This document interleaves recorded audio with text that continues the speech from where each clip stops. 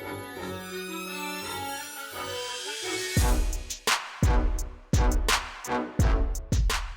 guys, welcome back. My name is MrCaproni, and this is Probability and Statistics. Today we're going to be talking about something interesting. How strong is your password? We're going to use some basic concepts of probability and statistics to figure out exactly how many possible combinations you can make with the type of password you're creating. With that said, let's go ahead and dive right into this awesome question for probability and statistics. All right, so passwords. How many options do you have in each of these scenarios? Those are the type of questions we're going to be answering.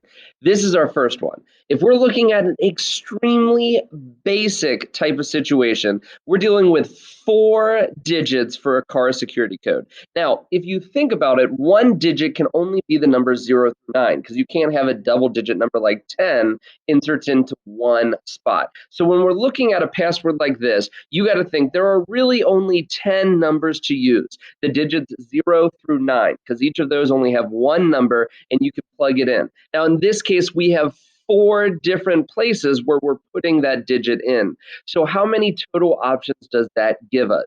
Well, to answer a question like this, you need to understand a bit about the fundamental counting principle. And here's what the fundamental counting principle says.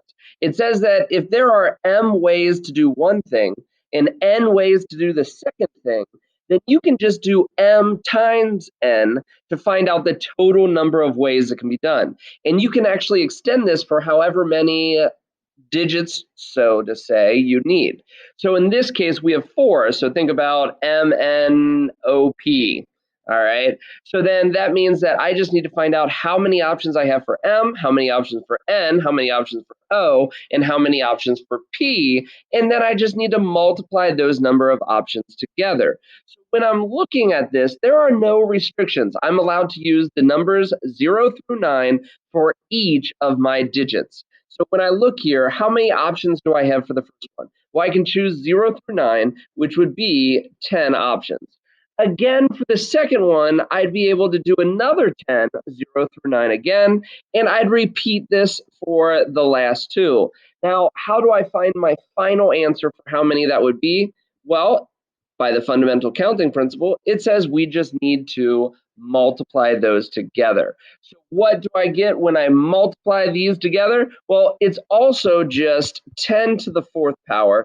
We can a lot of times use calculators for that, but for today, I'm just going to keep dropping the answer in the bottom left-hand corner. In this case, that's going to be 10,000 different options. We have 10,000 options for a super basic code like this car security system. But MrCaproni, what if they start putting restrictions on my password? Then what? Well, let's go ahead and take a look at a few of those examples. Now, ultimately, we're actually going to handle this question the exact same way, still using the fundamental counting principle. So really, all we need to figure out is how many options do we have for each slot in this password. So when I'm looking at this, the first digit, all right, that's still going to be the same, because if you notice, the restriction we have here is that numbers can't repeat.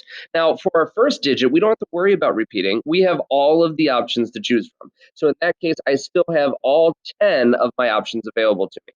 Now, as we move to the second digit, though, I have now used one of the 10 options, which means I only have 9 for my next one available to me because I've already used one. From there, we can just continue this process. Now that I've used a unique one for the first one and for the second, I only have 8 options left here. And by the time we hit the 4th digit, we'll only have 7 left. Now, because of the fundamental counting principle, we still can find out that the total number of options we would have for a password like this is going to just be 5,040 by multiplying them together. Now, what about a situation like this, where they eliminate one of your possible options? So here it says the first number can't be 0. This is often used because they like to have actual numbers starting off with all 4 digits. So when you start with a 0, it's kind of like a blank spot, and they don't like that.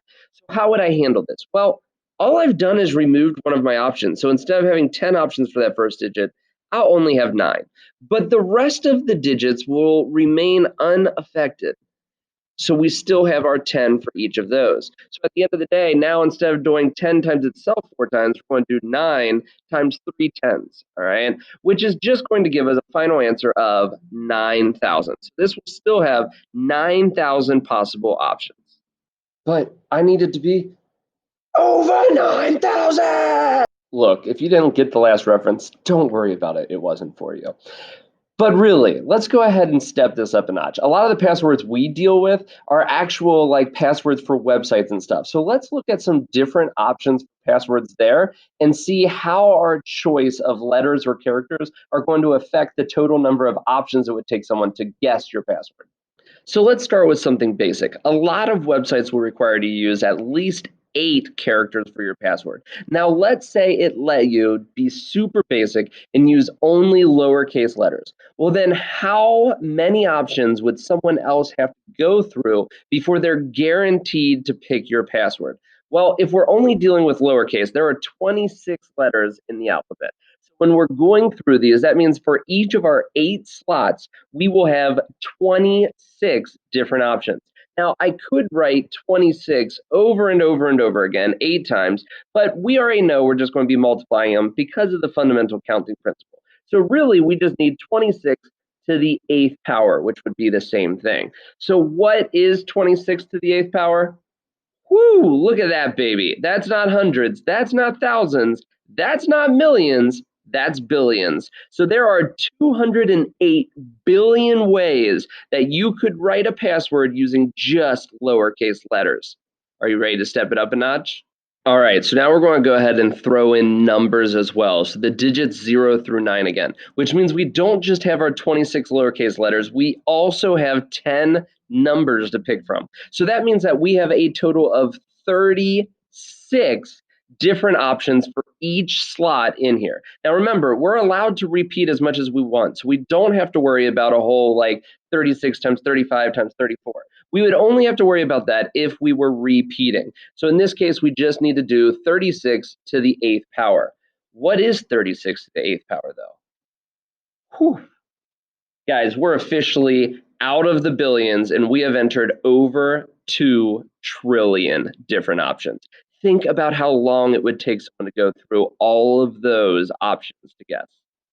We've been waiting for it. Now it's time to go ahead and add on those upper and lowercase options, which means that we don't just have 26 letters to choose from, we have 52 letters to choose from. And if we add in our extra 10 for the numbers, that means we have a whopping 62 different options for each of our 8 spots. Now, again, we are still just going to be doing 62 to the 8th power. Come on, what's that number? Holy cow. It is over 218 trillion options. This is starting to get pretty difficult for someone to be able to guess. So let's take it there, guys. The next step would be using all possible characters on your keyboard, which we all know is 96 possible options. All right, so maybe it's not super obvious how you get to 96, but really that just includes all your lowercase, your uppercase, the special characters across the top and along the right-hand side, and they include the space bar. Now, it's debatable because that only takes you to 95 as to what the last one is. Well, here's the deal. In Europe, a lot of the English-speaking keyboards also have a one more character next to the left of the Z. All right, so that would put us at 96. Other people argue that the tab button is actually different than the space button, but it still produces an indent in it, which could be counted as a character.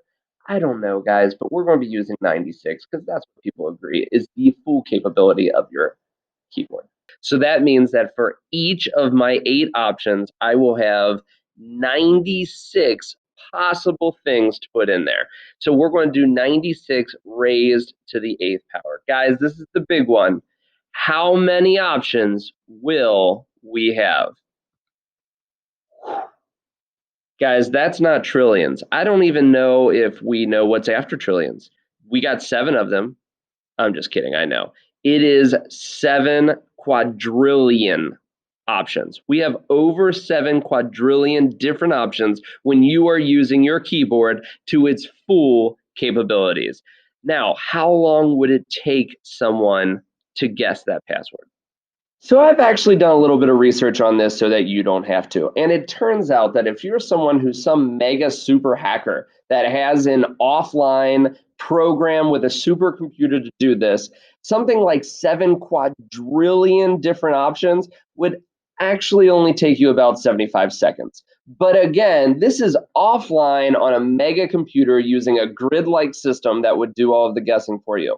If someone were more, I don't know, casual in their guessing, they would have to guess your password online because they're not going to know if they're right or not until they do it. But there are some web-based apps that allow you to do about 1,000 guesses per second.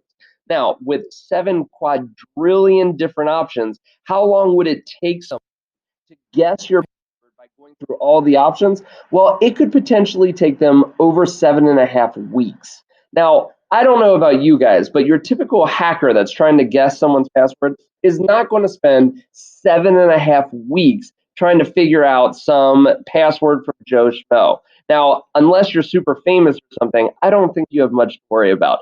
7.5 weeks makes me feel pretty confident that no one's going to take the time to figure out my password if I'm using my keyboard to the best of my ability.